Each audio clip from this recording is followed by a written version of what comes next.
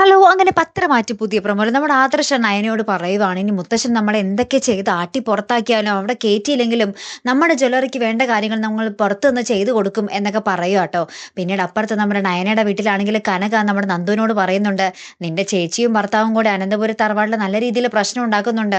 ഇനി അതിനിടയിൽ നീയും കൂടി ഒരു കാരണമാകരുത് നന്ദു" എന്നൊക്കെ പറയുന്നുണ്ട്. അപ്പൊ നന്ദു പറയുന്നുണ്ട്, "ഞാനായിട്ടൊരു പ്രശ്നം ഉണ്ടാക്കില്ലെന്ന് ഞാൻ എപ്പോഴും പറയാറുണ്ടല്ലോ. അത് തന്നെ എനിക്കിപ്പോഴും പറയാനുള്ളൂ" എന്നൊക്കെ പറഞ്ഞ് അങ്ങോട്ടേക്ക് മുറിയിലേക്ക് പോകുവാണേ. അപ്പൊ നമ്മുടെ നന്ദുവിന്റെ അച്ഛൻ, നയനയുടെ അച്ഛൻ അമ്മയോട് പറയുന്നുണ്ട്, അവൾ ആദ്യമായിട്ട് അറിഞ്ഞോ അറിയാതെയോ ഇഷ്ടപ്പെട്ട പുരുഷനല്ലേ അനി. അനീനെ അങ്ങനെ പെട്ടെന്നൊന്നും നമുക്ക് മറക്കാൻ സാധിക്കില്ല എന്നൊക്കെ പറയുകയാണ്. അപ്പൊ ഇപ്പുറത്തെ നയനയും ആദർശം കൂടെ ആരാണ് ഈ ഒരു ശത്രു എന്ന ആ ഒരു ചർച്ച വീണ്ടും നടക്കുന്നുണ്ട് ട്ടോ. ആരായിരിക്കും തന്നെ തകർക്കാൻ, തന്റെ ജ്വല്ലറിയും വീടും ലക്ഷ്യമിടുന്ന ശത്രു ആരായിരിക്കും എന്നൊക്കെ നമ്മുടെ ആദർശം നയനയും വീണ്ടും ചർച്ച ചെയ്യുന്നുണ്ട്. ഏറ്റവും ലാസ്റ്റ് നമ്മുടെ നന്ദുവിനെ കാണാൻ അനി പാത്തും പതുങ്ങിയും രാത്രി വീടിന്റെ അവിടെ വരികയും എന്താ പറയാ നന്ദുവിന്റെ കയ്യിൽ ഒരു ഉമ്മയൊക്കെ കൊടുത്ത് പോകുന്ന ഒരു ദൃശ്യങ്ങളൊക്കെ തന്നെയാട്ടോ കൂട്ടുകാരെ നമുക്ക് കാണുവാൻ സാധിക്കുന്നത്. അത് നല്ല രസമുണ്ട് കേട്ടോ കാണാൻ. എന്തായാലും കാത്തിരുന്ന് തന്നെ കാണാം. അപ്പൊ അടുത്തൊരു വീഡിയോയുമായി വരുന്നത് വരയ്ക്കും ഗുഡ് ബൈ.